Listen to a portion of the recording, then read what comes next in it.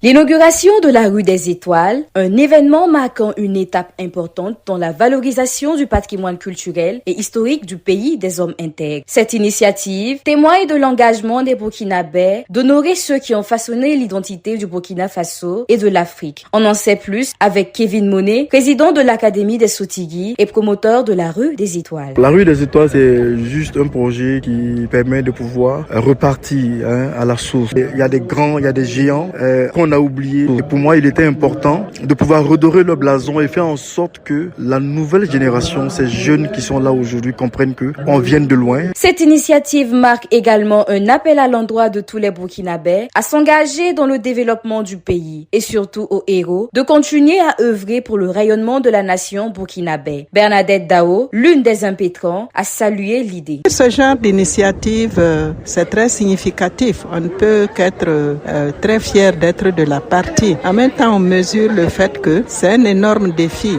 C'est une exhortation à mieux faire encore. La rue des Étoiles est bien plus qu'un projet urbain. Elle est le reflet de la mémoire collective des Burkinabés et un hommage aux 116 Burkinabés et 24 figures africaines. Cet hommage est le résultat des talents, du courage et du dévouement des héros qui ont marqué l'histoire de l'Afrique. Dans le cadre du FESPACO, plusieurs institutions et ONG collaborent pour faire de cet événement un moment phare du cinéma africain.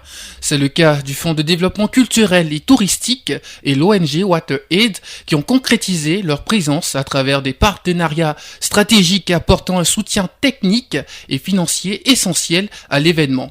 Laura Astrid Sanon, Olivia Yago et Alicia Yelkouni nous en disent plus. Dans le cadre de l'organisation du FESPACO, plusieurs structures ont combiné leurs forces pour le bon déroulement du festival. Parmi les partenaires de l'organisation de ce grand événement cinématographique, nous avons des institutions œuvrant dans le développement et des ONG. Selon Wilfried Sanko, vice-président de la commission partenariat du FESPACO, 33 structures sont en partenariat. Pour cette édition, disons que nous avons pu mobiliser en gros 33 partenaires. Alors, qui se subdivisent en 3 grands groupes. Alors, il y a les partenaires étatiques, comme où nous classons les ambassades, et il y a les institutionnels, comme bien sûr l'Organisation internationale de la francophonie, les communautés économiques régionales, le CER, comme l'UEMOA, le Conseil de l'Entente. Selon lui, l'approche est réciproque et le partenariat est gagnant-gagnant. C'est gagnant-gagnant. Donc, c'est à double sens. Monsieur Issa Bebane, chargé de communication de Fonds de développement culturel et touristique, nous en dit plus. Nous avons 2 types de contributions. C'est-à-dire une contribution à hauteur de 5 millions, une autre contribution à l'endroit des cinéastes spéciales FDCT. En dehors de leur contribution, ces institutions et ONG attendent beaucoup de la biennale en termes de visibilité. Dani Kouyaté est un talentueux cinéaste burkinabé reconnu pour ses films qui traitent des réalités sociales et culturelles d'Afrique. À travers ses films, il fait naître des images et des récits inoubliables où l'introspection personnelle se mêle à l'histoire collective de l'Afrique. Son parcours dans ce portrait dépeint par Abibata Kara.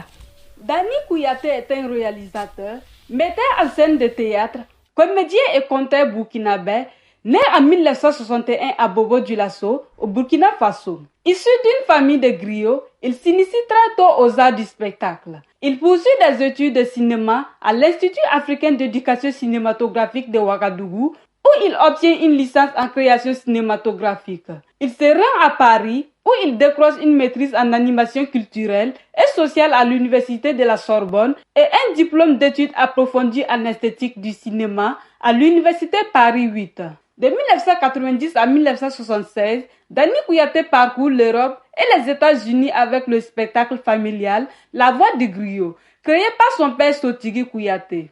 Il débute sa carrière cinématographique en 1989 avec le court-métrage Bilakoro, co-réalisé avec Sékou Traoré et Issa Traoré de Brahima. En 1992, il cofonde la société Sahelis Productions avec les mêmes collaborateurs et 2 autres réalisateurs, à savoir Abdoulaye Dao et Lassina Ouedraogo. Son premier long métrage Keïta, L'héritage du griot, retrace la légende de Sundiata Keïta, fondateur de l'Empire Mandingue. Ce film reçoit le Talon d'Or de Yenega au Festival panafricain du cinéma et de la télévision de Ouagadougou et le Grand Prix Cannes Junior au Festival de Cannes en 1995. En 1999, il réalise plusieurs épisodes de la série télévisée burkinabé À nous la vie.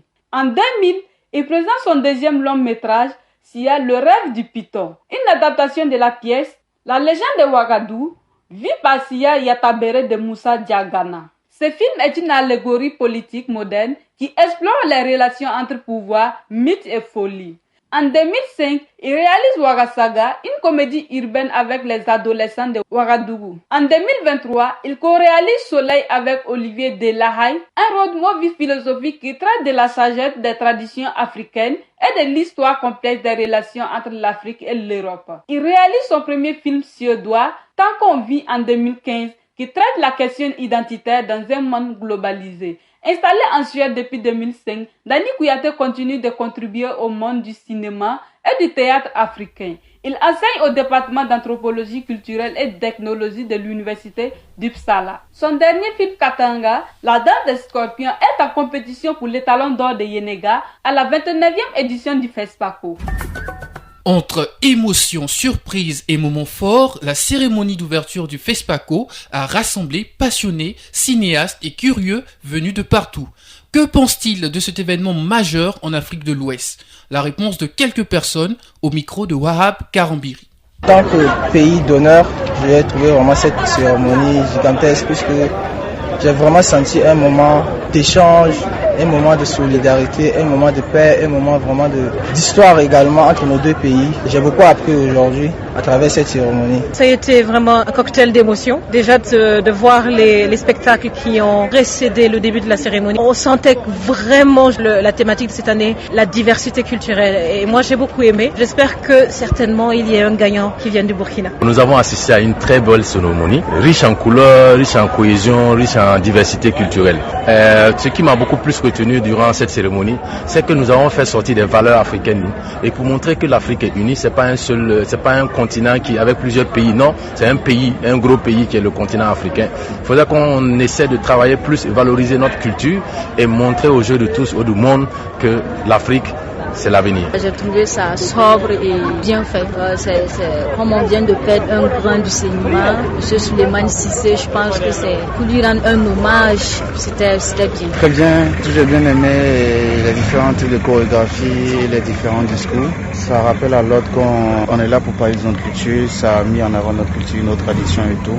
Et que le cinéma c'est aussi un moyen de communiquer, un moyen de combattre, un moyen de transmettre, un moyen de faire passer des messages. À la projection du film inaugural, de nombreux cinéphiles étaient présents. Leur avis a été recueilli par Ian Skiandrebergo. Le film, j'ai beaucoup aimé. Je trouve que c'est un film qui mérite d'être projeté pour l'ouverture de ce festival. Je pense que c'est une écriture magnifique, quelque chose de très nouveau, et ça nous sort de nos frontières et que le regard de l'Afrique sur le monde. J'ai trop apprécié l'esthétique un peu en style de Kim Ki-duk. Je pense que c'est le réalisateur, il a essayé, il a fait la première fois, je crois, pour présenter aux Chinoises et aux Africains les cultures d'un à l'autre. Parce que maintenant, vraiment, la Chine est très bien présentée en Afrique. En Chine aussi, il y a la diaspora africaine, mais il manque de contacts culturels entre les communautés. J'ai trouvé le film vraiment magnifique, les décors, les prestations, l'émotion, vraiment c'est tout rendez-vous. Après c'est un film, il faut beaucoup d'attention pour comprendre, ça nous permet de découvrir aussi d'autres cultures et tout. Donc je pense que plusieurs nations peuvent se retrouver dedans. C'est vraiment intéressant ce mélange de cultures. Ouais, moi je pense que c'est bien, c'est l'intégration parce qu'il y a eu beaucoup de pays qui ont fait une fusion et ça fait du bien. Parce que ça va vraiment amener peut-être d'autres personnes à s'inspirer de ça pour faire plus que ce qu'on a vu. Sinon, moi, j'ai trouvé ça hyper bon. Généralement, les parkings à Ouagadougou sont au prix de 50 ou 100 francs. Cependant, avec le FESPACO, les prix sont passés à 200 francs. Ce changement suscite des frustrations au niveau du public ouagalais. Cynthia Gambo et Larissa Tapsoba en parlent dans cette chronique. Le FESPACO. ses films, ses stars et ses parkings. Eh oui, parce que si vous croyez que le spectacle c'est seulement dans les salles de projection, alors détrompez-vous. Certains spectacles sont livrés en dehors des salles de projection par les gestionnaires de parking. Ouais, les parkers. Le FESPACO, c'est aussi ses nombreux parkings présents dans les différents sites de projection.